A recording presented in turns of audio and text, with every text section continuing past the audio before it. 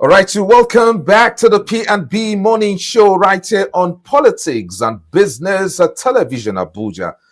I still remain Omike Joseph Matthew, and Chidi Kenneth is here with us. Apologies for our earlier break in transmission on YouTube. We want to welcome you back to our live streaming on YouTube right now. So the morning show continues. And at the top of the hour, we'll be looking at our very first topic this morning. And before we look at that, let's quickly rub on the topic we'll be discussing at the top of the hour very briefly. And that's because I want us to, Chidi, I want us to quickly look at the comment of an INEC official, a national commissioner of INEC in person of Mohammed Haruna. Now, this is what he had to say. He said the recent adjustment to the 2027 election timetable has introduced a fresh challenge for INEC. That is for the Independent National Electoral Commission. That is not even where the problem is. And then he went on to say that they just concluded elections in the FCT. A lot of people have put the blame of the voter apathy squarely on INEC. That is not justifiable. And then we begin to say, but he did not mention other factors that people should blame. Okay, but he said people are not blaming INEC, solely blaming INEC for the low turnouts. But there are other issues around. So what are those issues? He didn't mention that you are blaming me only. Why? Well, OJ, what can you sense from the comments of OJ is expected anyway. Yes. Like, the blame game is what has characterized our electioneering process. The blame game. This is what we are becoming used to. It's becoming a norm in our electioneering process. And I want to address that comment from the National Electoral Commissioner. Well, the common man on the street does not know who to blame except the umpire, yes, called INEC. When you meet the common man on the street, the village man, the man who is not educated, if you ask him, he will say INEC. In as much as we know that machines don't rig, but human beings rig. And the INEC being the umpire, like what we call the referee when it comes to football. The referee has the power. We even have what we call the VAR, as it were, And so him coming to say, why are we blaming them solely? He is right in a way, and he's also not right in a way, because INEC need to do a lot of, voters education. You need to sensitize the people. I have not seen INEC doing that much enough to make people understand that it is what you give to us that is what we're going to take and announce. Because INEC, and again, INEC should also do more of sensitizing the POs, the polling officers, to not to bow to certain pressures. You see people, canceling, results and rewriting results with, as we're going to see today. We're going to have to, flash, a sample today where you see somebody, there's a document, making the rounds online where somebody, the number of accredited voters is 213. At the end of the day, political party won 1,212. And I'm beginning to ask, where did he get that vote from? INEC need to, looking at that kind of document, INEC should not accept it. Yes, but the point I'm trying to make... So when people keep blaming them... yes, the point I'm trying to make is the issue of the turnout first. We are not even going into that irregularities and all that. The issue of turnout. Yes. A lot of factors are actually responsible. OJ, that is why... that is why people... The restriction order by the minister. OJ, let me tell you the truth. So many things, yes. OJ, why people don't turn out is when people don't have trust in the process. Okay. And what brings about distrust is what I'm talking about. Yeah. You can announce, OJ, if I know that my vote will count, I will travel from here. I don't mind going a day before. Yes. To go and sleep over to vote. Yes, no matter the restriction order. Yes, Nigerians, did you witness the last presidential election? People came out in mass to get their PVCs and to vote. So AJ, is that I'm building up my case, because if you don't address the root cause of this problem, you will just be dancing around it. The major reason why the major cause of voter apathy is distrust. Yes. It's not the announcement, restriction of movement. It's not true. Somebody can travel from here to Walida to go and eat a favorite meal from a favorite restaurant. Nigerians do that. Yes. I have a friend who lives from Lokogoma to Huye to go and eat amala. Yes. So what are you talking about restriction of movement? Drive his car, burn his fuel to go and eat a plate of amala. To satisfy himself. Yes. Because that restaurant provides what he wants. Thank you. Nigerians don't have problem with that. When I witnessed this election. I went round. I interviewed people. Result they don't already. I go waste my time. Vote finish. They go regam. Then somebody don't come and tell me, say, do your own and leave the rest for me. Oh, that is why people don't vote. Let's tell ourselves the truth. People don't vote. People don't vote because they don't trust the process. They don't trust the umpires. All right. We'll talk more on that in a jiffy. Very, very soon we'll talk on that. Let's quickly look at the National Assembly before we go on a quick break. The National Assembly has postponed the resumption of plenary from Tuesday, February 24, that's tomorrow, to Thursday, March 5. So they want to rest. They want to rest a bit. After passing passing the electoral bill. Yes, so they need to rest. They need to rest because, they were supposed to be resting and they had an emergency. Resting entails a lot of things. Yes, so the decision was actually conveyed in the statement on Monday issued by the clerk to the National Assembly, talking about Kamuru Ogulana. Ogulana attributed the shift to the need for committees to conclude ongoing budget defense sessions. So that's the reason given for that shift in resumption of plenary. Okay, so the National Assembly will resume March 5, no longer February 24. That's tomorrow. So giving them, I think, a week. Is it a week or 2 weeks from now? We're going for a quick break. When we return, we'll look at the last FCT Council polls. What went wrong for the opposition? A public affairs analyst will be joining us virtually in a moment.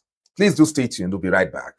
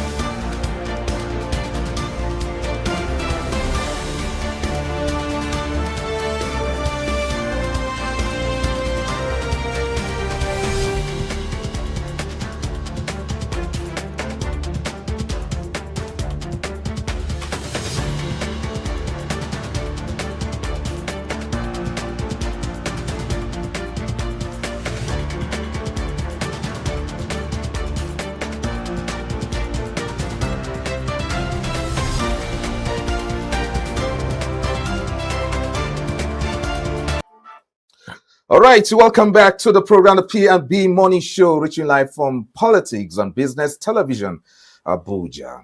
Let's quickly look at our very first issue this morning, and the issue is this. Now, today we are asking a tough but necessary, question: what exactly went wrong at the FCT Council polls? The opposition's performance was not just poor; it was underwhelming. For many observers, it did not even look like a competitive election. So what happened? Was it strategy? Was it structure, voter apathy, or something deeper within the opposition party themselves? So that's what we'll be looking at this morning. And we are joined virtually by a public affairs analyst in person of Emmanuel. Yes, Emmanuel Odimalu. Good morning to you. Good morning, OJ Matthew. Yeah, it's nice having you on the program this morning. It's been a while, my brother. Yes, it's been a while. And I hope that you participated in the last FCT Council polls. Yes, I will, as a politician and as somebody who loves politics, I participated in my own way. Okay. All right. So by now we all know the results or the outcome of the election. The APC clinching 5 of the area councils and leaving 1 for the PDP, which of course is the Gwagwalada area council. So the opposition are now kicking. So, but we are looking at the performances of the opposition parties. From your own perspective, what actually went wrong for the opposition parties? You know, politics is quite dynamic. You understand? And opposition in Nigeria is quite difficult, especially what the government is doing right now. You see, I came to understand something recently about the Nigeria pattern of vote. Nigeria, in politics, values is one thing that is lacking in our political system. So most of the times people go for the immediate. We salvage our future. Can you hear me? Yes. So I felt what happened last, the opposition need to wake up, to do more. Outside the vote buying, a lot of things happen. Having somebody like Wike as FCT minister, the opposition need to stand up. Wike is somebody who can do anything to win election. And that's what politics entitled. So if you understand, nothing really went wrong. It is a testament to the fact that there's a need for the opposition to wake up and do more. If you're an opposition, you have to do more. You don't sleep. So ordinarily, what you said nothing actually went wrong, but you said the opposition need to do more. So that means something went wrong with them. Yes, what went wrong is I told you that in politics, dynamicity is something that I can't take out of politics. Nothing is stagnant in politics. You can't have it today. They rely on their past victory. If you understand, last election, Labour Party won Abuja. So they thought it's a normal thing again. So they came with that mindset. Like a day to election, you hear more the ADC kind of saying that this not be Akpo, that they have Abuja. You can't rely on past victory. You have to wake up. More of visibility, more of information, more of carrying their members along. You know, let me tell you the truth now. Most of the Labour Party members are quite juvenile. They are not rooted in politics. So they are tendency that they wave. So you have to keep them in touch. You have to keep them in touch at all times. So there was this bridge of communication between the last election, between now and the last election. They have to wake in that communication. They have to keep it in flow. You can't just rely on past history or past victory. This is politics. Power change. Mind of people change. So I think there was this lacuna, this lapses between the two, between them and their fans. So they have to keep it up. All right, Emmanuel, can I ask you a question? Are you with me, Emmanuel? Okay, you said something about when you are up and against somebody like Wike, that you need to tighten up your seatbelt. Am I correct? Yes. Okay, now, if I may ask you in line with what you've just said, are you saying that Wike is a true symbol of what politics should be in the 21st century? A true symbol, that's quite a very large question. Symbol. Politics goes beyond the human, one person's view. If you ask me, if it comes to politics, we get a good politician. A good politician do all he can to win within the ambit of the law. But when it comes to governance or personal attitude, it's quite different entirely. If you are talking about politics, he's a good politician. And this is just the result that we just saw. He knows how to find his way. As in politics, as long as you didn't go outside the ambit of the law, you can win. You can do it to win. If there's any challenge against him, let the person break it up. What I'm saying is this: you don't play politics with emotion. You don't play politics with sentiment. If the opposition want to win, they have to be more blind, no ramification. You have to be visible. You have to understand this game and play it according to how the game is being played, not how you want it to be played. Most people think politics are played in their own terms. Like every other game, it is not playing your terms. You have to understand this game. I say like cricket because since in recent politics, which has been passed since 1999, you agree with me.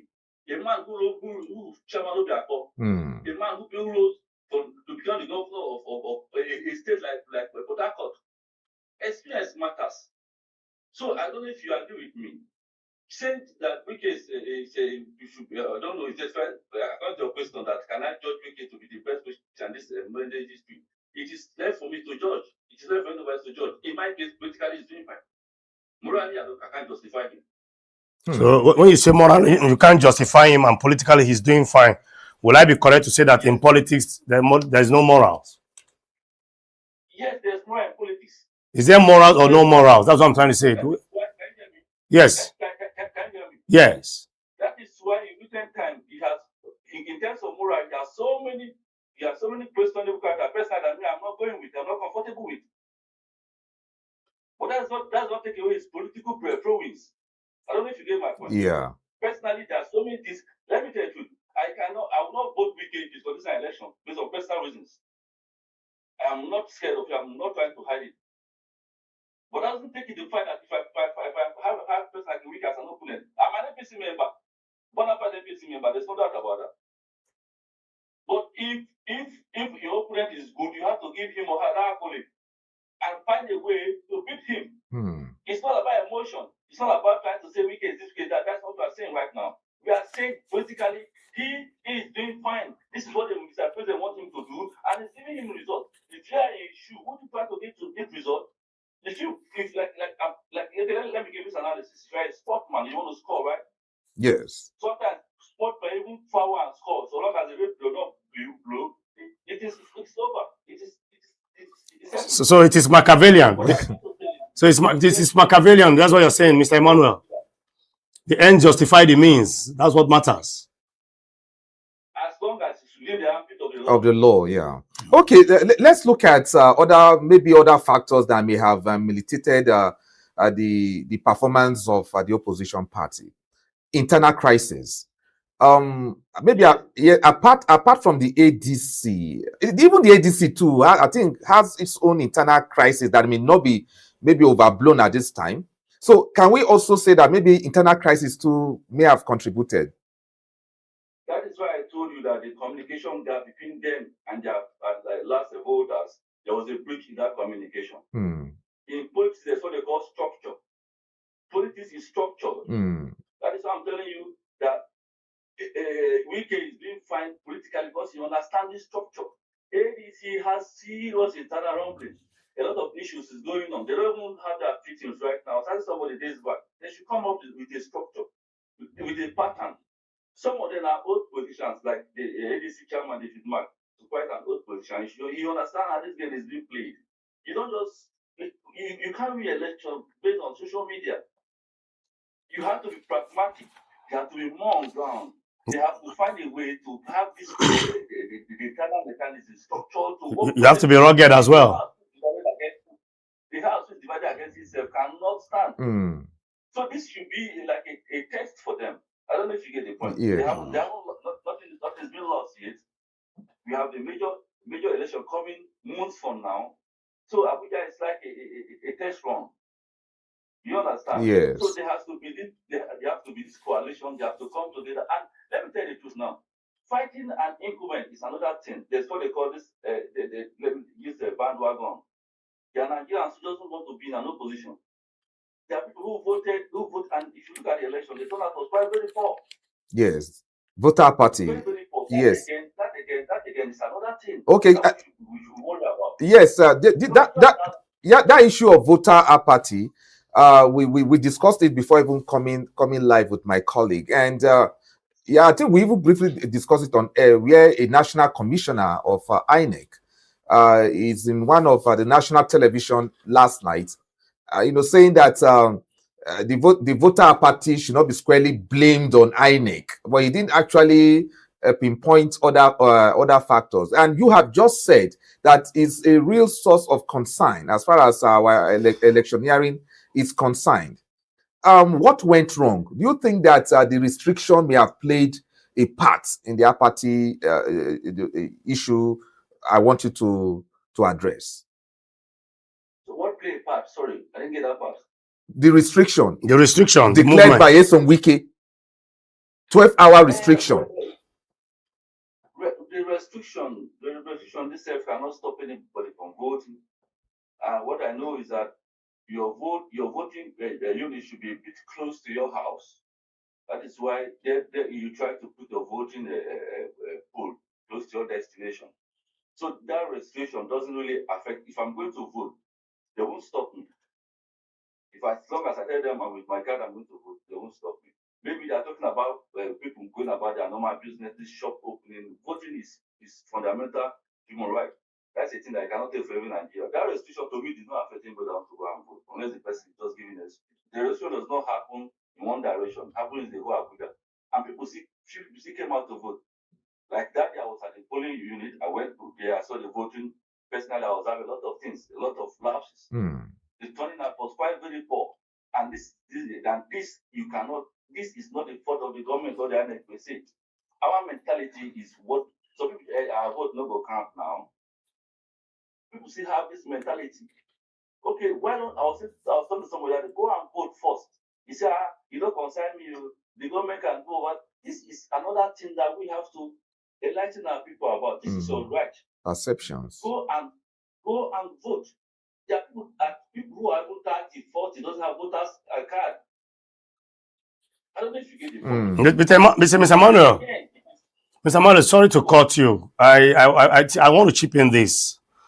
Looking at how you have explained one of the reasons for voter apathy, and I want to ask one question in line with what you are saying.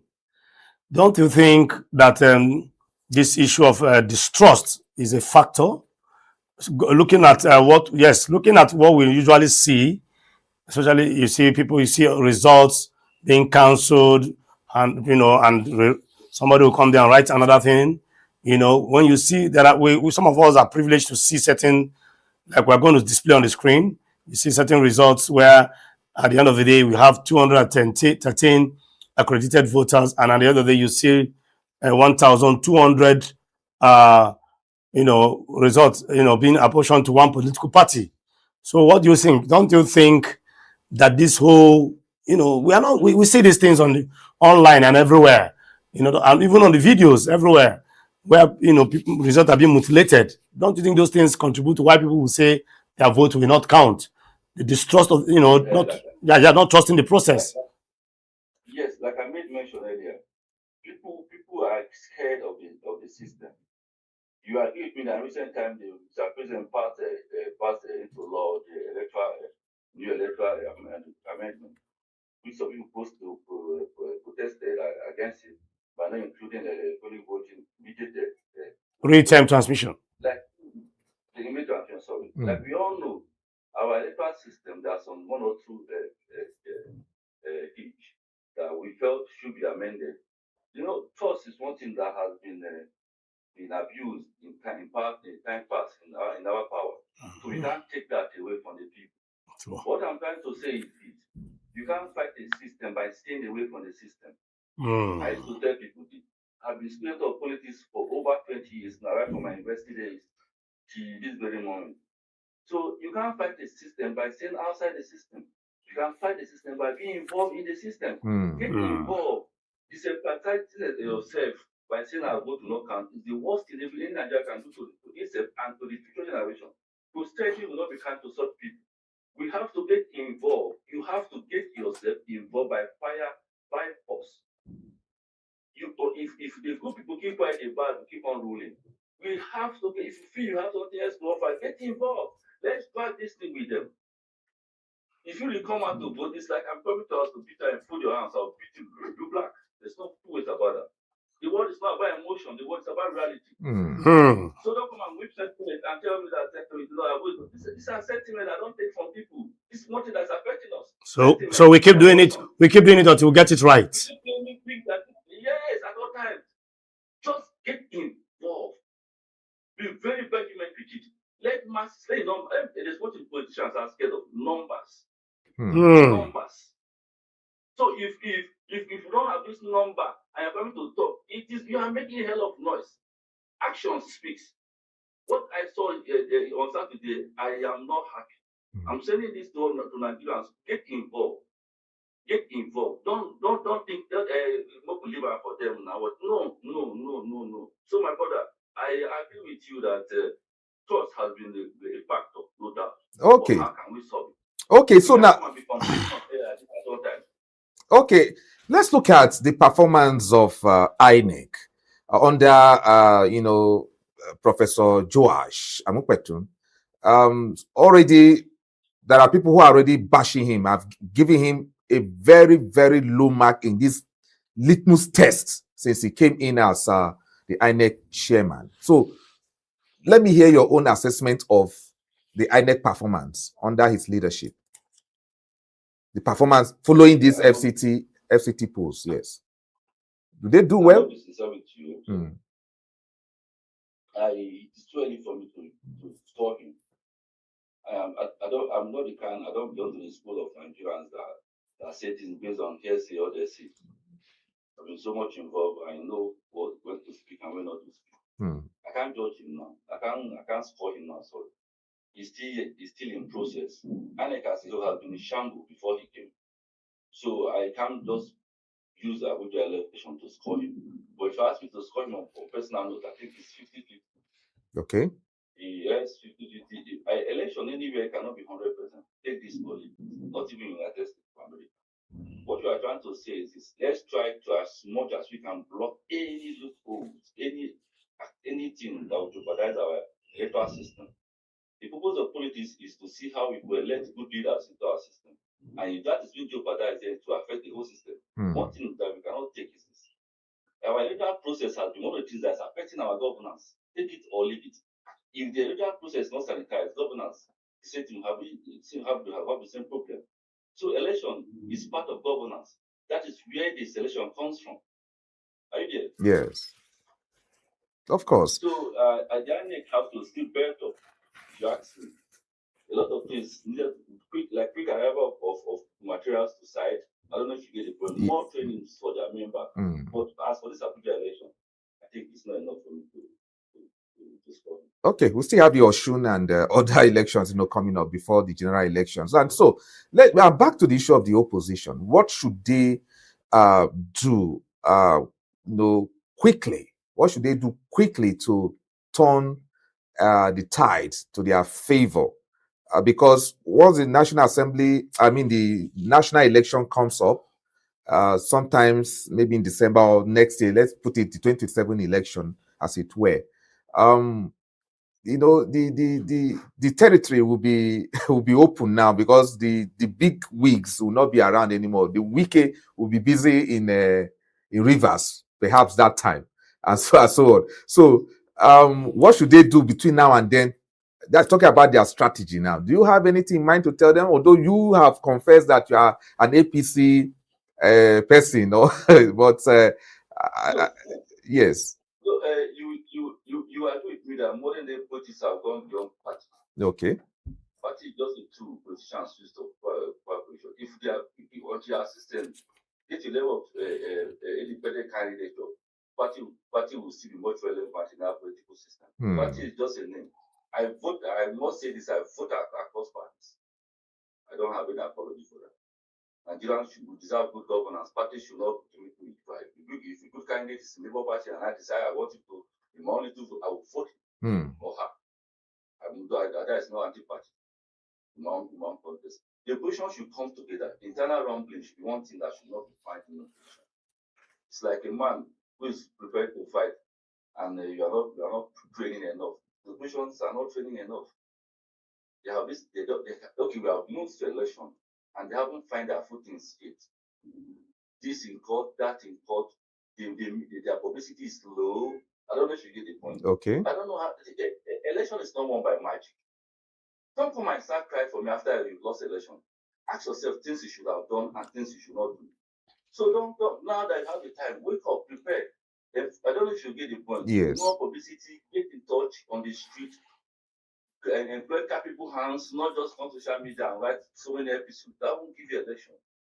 Try as much as you can to get involved in the street. Do whatever thing that you can within the ambit of the law to win an election in this country. Going to court after election to me is it's 50-50.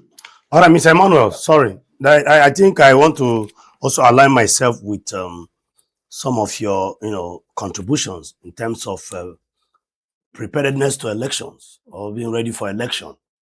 But what do you make about what's your take on the opposition party? I heard that and some polling units they didn't have polling agents. They don't have enough polling agents, and probably allegedly that could be where one or two things happened that gave opportunity to other people to take advantage of, allegedly, like I said. So what do you have to say about their inability to get polling agents? Because I did the mathematics. AMAC, for example, has about 2,400 polling units or thereabout. And if you put probably the transportation, logistics of about 2,400 people, let's assume two people, that is 4,800 people, two agents per. It will take an average of over 150 million to cater for these people. So what do you make about this? Is it because I was told ADC does not really have enough personnel to man most of. In fact, not I was even told. In fact, a lady called me from Lugbe in a particular police station that there's nobody here.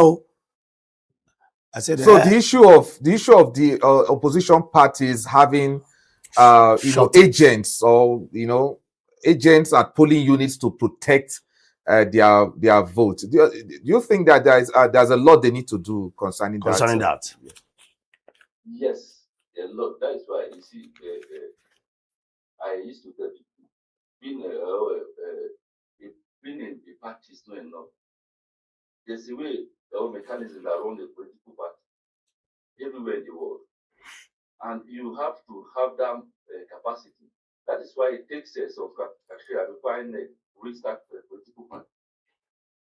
I don't know if you get the point. This they are part of it. There are some funds that association, that coalition must have possessed some qualification before they become a political party. This still has to be checked by INEC, in the sense that I don't see any reason why a political party will not have an agent in each polling unit. And when you lost election, you start coming out to start talking, to start confessing, or start making noise. We don't need this. These are the mechanisms that should be put in place even before an election by any political party. If you agree with me, that is not the fault of the government. I don't know if you get the point. Yes. Come and do that. A political party should understand this, especially in a system like Nigeria, where you can't take rigging for that system yet. And that brings, sorry for cutting you short there. Yes. And that brings the argument. Before now, INEC used to fund these political parties. Then under late President Muhammadu Buhari, that stopped. It was Nigerians who clamored for that. But looking at what we are witnessing now, it appears that, okay, some of these parties actually don't have that financial muscle to even sponsor local elections.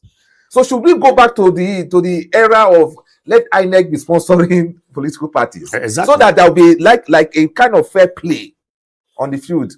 I don't support INEC sponsoring political parties. In my personal view, this is why I don't. Reason being because Nigerians will not take advantage of every situation. Okay. People now go and look at political party finding to sponsor for them. So now, and we are going to have a lot of political parties everywhere. Yes, we have so many political parties everywhere. Nigerians are very smart. So don't bring that to us. No, I'm not going to here. So don't bring that to us. If you want to have a political party, let them give this. I ask you, coalition is permitted. Let political parties come together. The purpose of governance should be selfless, not self-interest. Self-interest. you have people who have like mind come together. I don't know if you get the point. I know Yes. this is the place of this country who have this country positively. You understand? And if God give a chance, so be it. What I'm trying to say is this: there are many ways I can support people. I've been underground politician. I've supported many election. I worked for earlier last election. Yes, I've been in politics for some time now. What I'm trying to tell you is this: in politics, people should understand that it's not about you at all times. Support other people's dream. Let's work together. If their idea matches my idea, why would I support yours? So let there be this coalition. Let the positions come together. I don't know if you get the point. If you come together, look at you know how many political parties have in Nigeria now? So accountable. No, now we have 21 now. At least we have 21 now. It is still much. It is still very much. Imagine when I begin to sponsor, we have 100.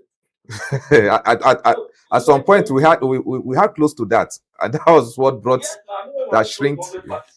Yes. That's when I was sponsoring. That's what they saw. What I'm trying to say, let them come together more. Let that 21. Okay, you want to fight APC with this divided attention, this divided vote, with this divided ruling. You can't work. This is reality. So are you saying? Sorry, are you saying that character has a big role to play in politics? Character is humanity. I value character more than even quotations. So in governance, we should put character first. In business, everything, character should come first. Character is humanity. So please, we should place more emphasis on character. Please, this should be no. Character is everything. Why we are getting wrong in time past because we don't place more emphasis. Let me tell you something. Nigerians are quick to forget. Very quick to forget. You can kill Nigerians and in 2 seconds they begin to sing your praises. That's the plan of this country. Or else I don't see how somebody personally, I don't see how somebody like should come out after many years and begin to talk in this country. We are quick to forget. We have myopic reasoning. We are very quick to forget.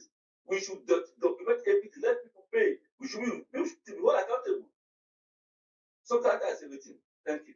Okay. Finally, before we we wrap up this segment with you, looking at the opposition here in the last election, right in the FCT. Now, the ADC have rejected the results. The PDP have set up a committee to look at the result and perhaps go to court because they felt that giving them only Walida or them winning only Walida cannot be, they should also win other places too. So is this the way to go, whereby at the end of the day we don't accept outcomes of election despite all these issues you raised that could have been their problem of the opposition? What is the way? Is this the way to go in our politics? Crying foul after election, after the battle. You are not doing the right thing.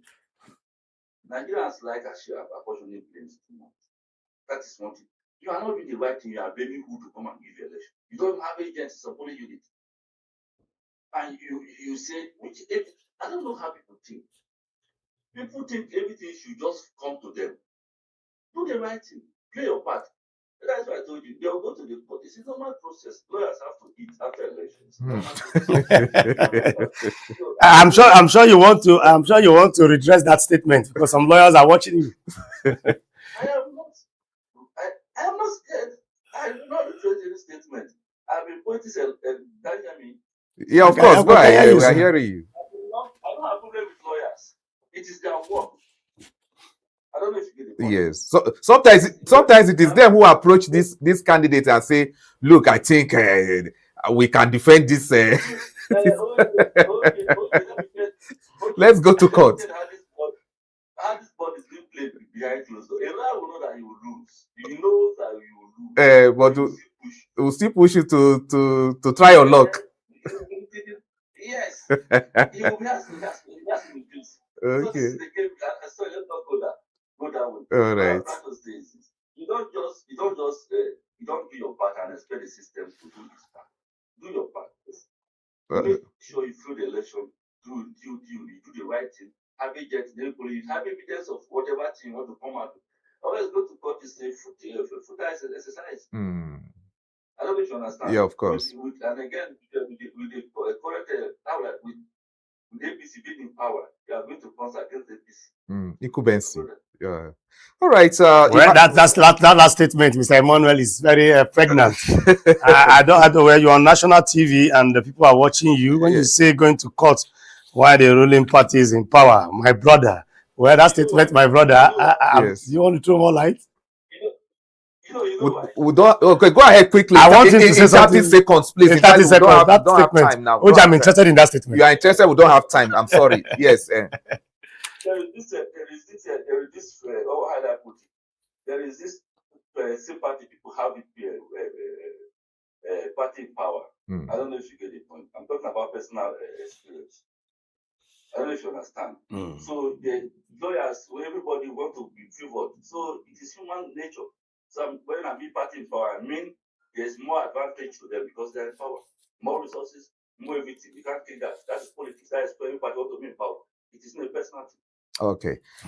Emmanuel Udimalu, thank you very much for joining us on the P&B Morning Show, right here on Politics and Business Television. Is your insights this morning. Thank you very much. Thank you very, very much, Emmanuel. Thank you, my brother. All right. See you later. See you later. Oji, I enjoyed it. Yes, that's Emmanuel Udimalu there. Of course, he's a public affairs analyst. He has said it all. Yes. He has dissected it all. His insights, I think, are exactly the way it is. Yes, are top notch. Top notch, Oji. Yeah. It's a gladiatorial fight. I said it yesterday. When it comes to the theater of the gladiator theater, those days in the Roman Empire, when two slaves are being brought outside the Colosseums for you to fight, the end of it is that one person must die, and you keep shouting. There's a Benin proverb that said, they say two people should fight and kill yourself. One person is shouting, "My head, oh, my head, oh." What are you shouting my head for? Oga, kill yourself. One person must die. And that is what Emmanuel has just explained to us. You want to play politics, you are not ready. You don't have polling agents in a country like this that plays that kind of Machiavellian politics. The ends justify the means. But as long as it's within the ambit of the law. If you are not there, OJ, and I have it's 300 and 830 polling voting papers, and I have the money to give to the PO, allegedly. He gives me the paper and I thumbprint everything and he puts it into the system. Probably gives you 12 and give me 800. It's not INEX business. What matters, that's like he said, anything you can do, you take advantage of it and win the election. So, Oga, you cannot be fighting. My people say you don't approach a lion with empty hands. Okay. All right. Thank you very much for summing up the whole thing this way. I like his analysis. But we want free, fair elections here in Nigeria. We want an election where the outcome will be accepted by many. It's relative. Yes. Free, fair, relative. It's okay. It's all right. It's all right, Chidi. It's all right, Chidi. Let's go for a quick break. When we return, we'll dive into our next talking point right here. Please do stay tuned.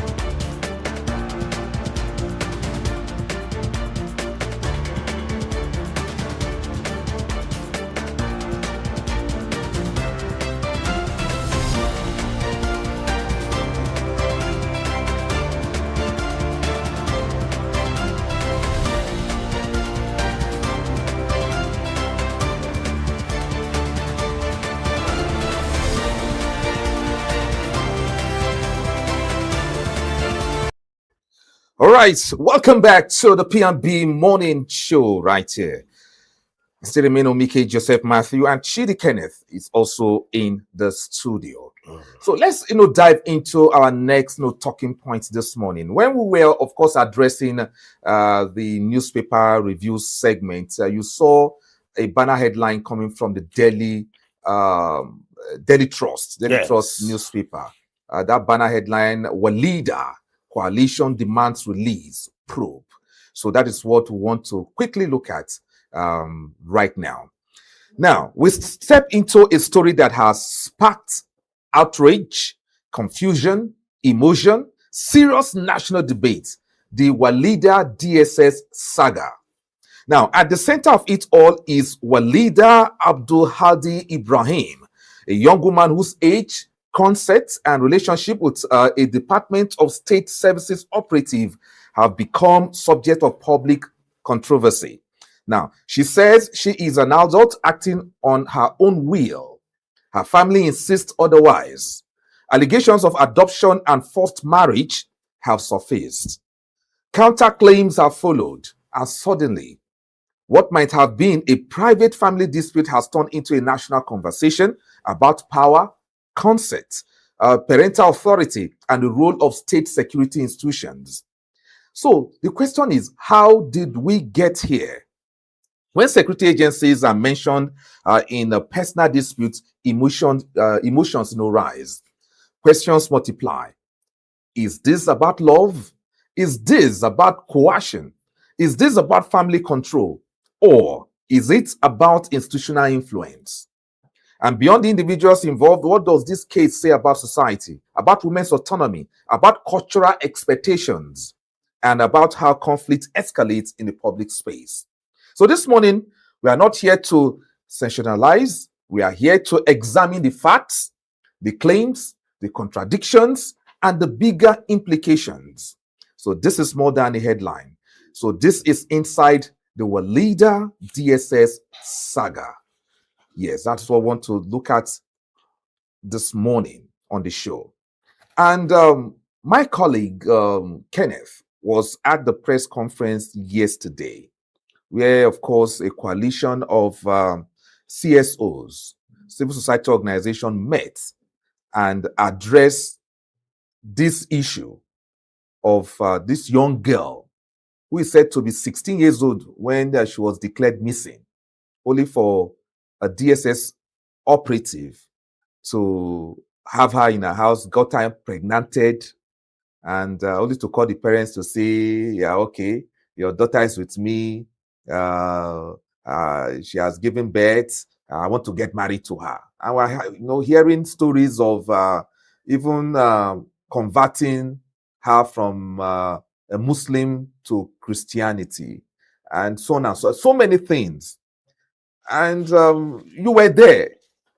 Talk to us. What actually happened, and what's the story behind the story to begin with? All right, OJ, the Walida-DSS Saga is a sad one. Sad in the sense that it has so many angles to it. I was there. I was not just there. I emceed the conference. So, and after the whole process, like I told you before we started this program, that some members of the DSS even confronted me and was demanding for my phone number. Now, let's look at it so many angles. First and foremost, there's the cultural angle to this. There's the legal angle to this. There's a religious angle to this. Now, history has it that the mother of Walida was married in 2007, and Walida was giving birth to 2008. And at some point, Walida got missing. The father had to organize burial for the young lady. That my daughter is gone. Is gone. And 2 years after that, somebody came up and called him and said, "I want to marry your daughter," after impregnating the girl. Yes. Now, the DSS, as we heard, came out to say the girl is 22 years. Now, that's not even the burning issue here. The burning issue here, there was no consent in the first place. The father of the girl did not give consent. And when you take somebody's daughter without consent, you will know what that means under the law. Of course. We know what that means. And that is what we are looking at first and foremost. But does it even matter if she's 22? It doesn't even matter. Adoption has no age limit. or age bracket. OJ, a 50-year-old man can be adopted. We've seen bandits abducting people and demanding for ransom.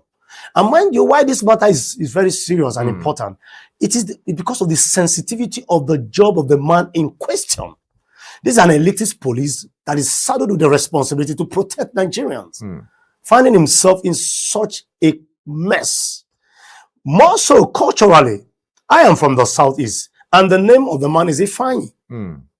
Ifeanyi is from the southeast, as the name implies. You know, looking at his surname, there are processes we do follow before a girl can be married. And I want to demand, where is the uncle of Ifeanyi? Because I married from the southeast as well, from Enugu in Anambra State. I went for first introduction. I went for the second introduction with my father. I did my Ipiakrika, which is called the bride price. I also did my traditional wedding. And after 1 year, I did what they call Iduno. That Iduno means you have to take the parents of the girl to go and show them your village. And that is why when you ask an Igbo man, where are you from? He tells you his name. He even tells you his AKA. He said, the one of Anamane to tell you his lineage. Yes, he will tell you from Umoji family. Yes. I am from Imo State, in Danyake, you know, Idato, not local government, from Umoji family, from the Chiemezies. So you can track me down to my family. And this, you know, we have culture.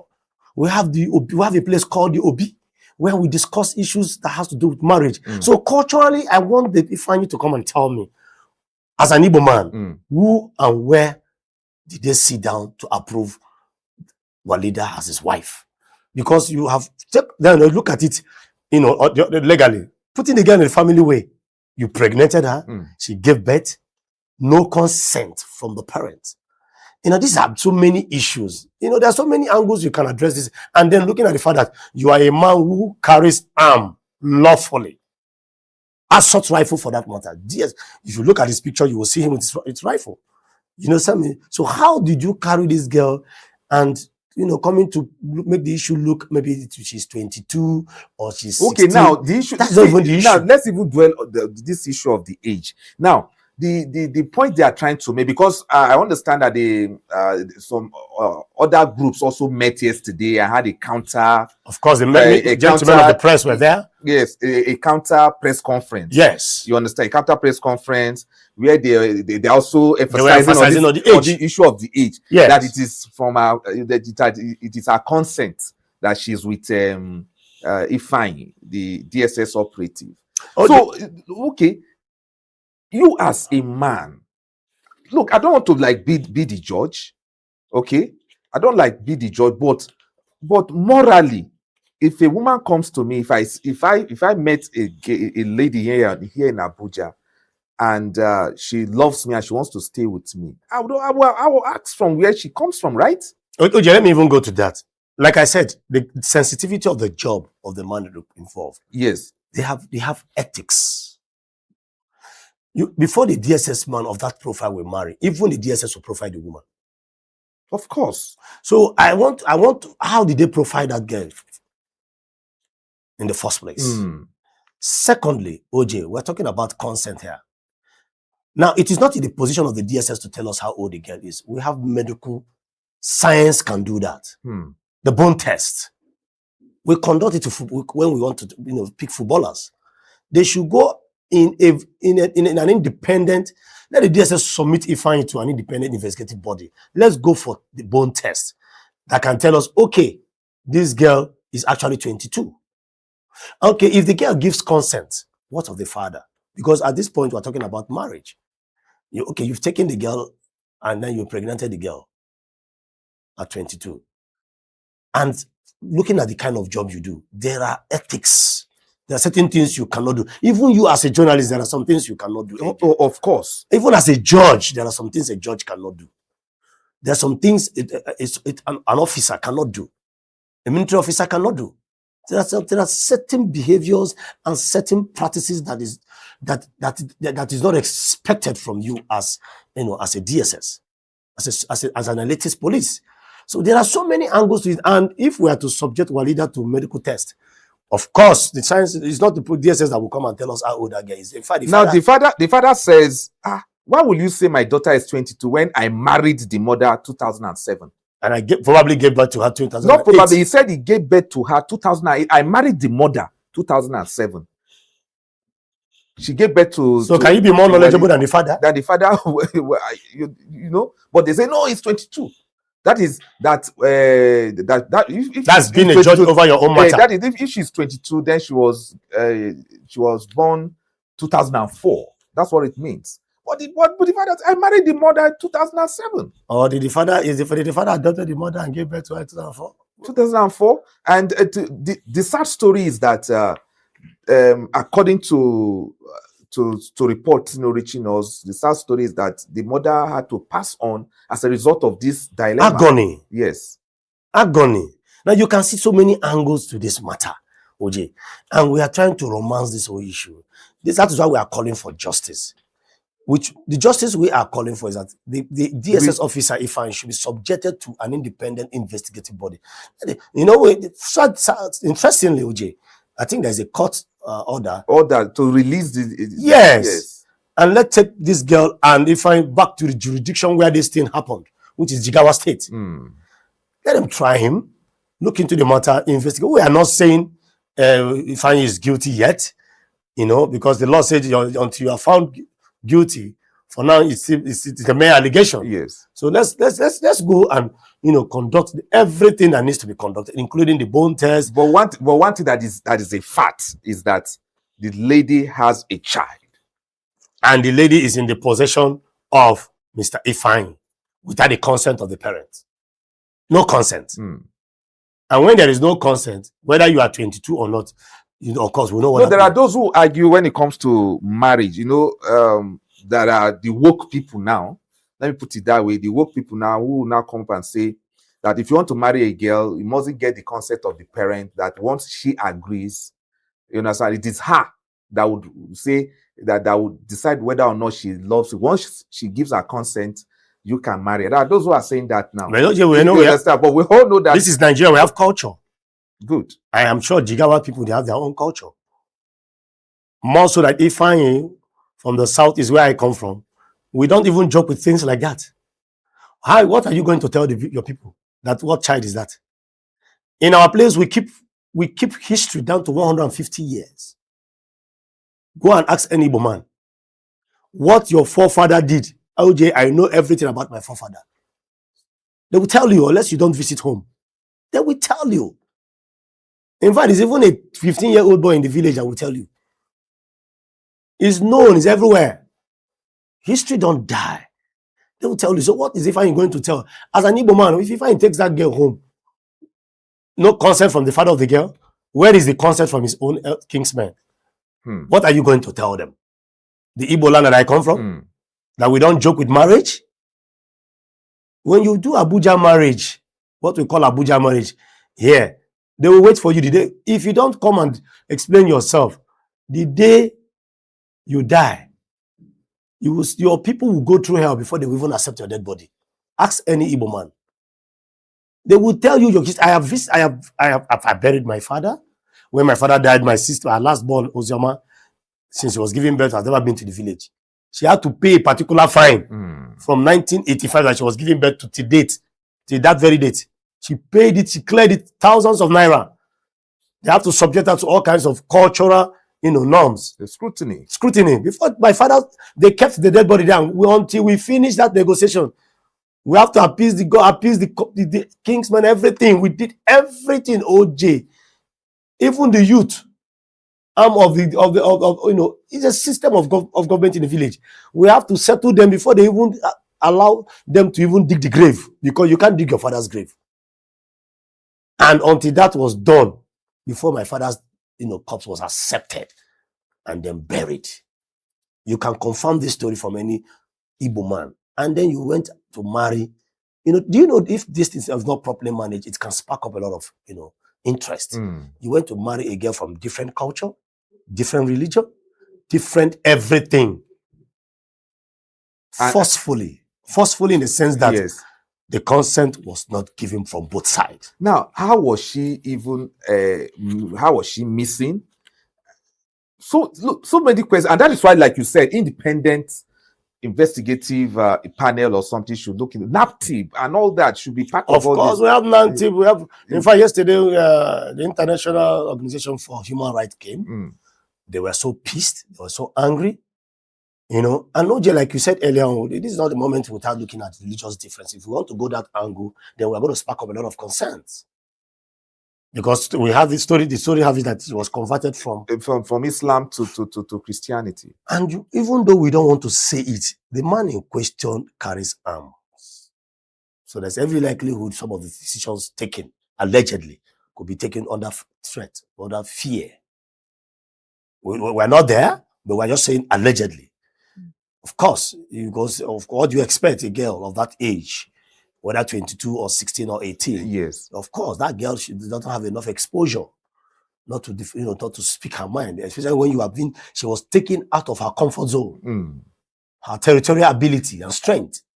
Naturally, even dogs, when you take a Caucasian from his environment and you take him to another environment, the local dog, what we call a cookie, can even defeat that Caucasian.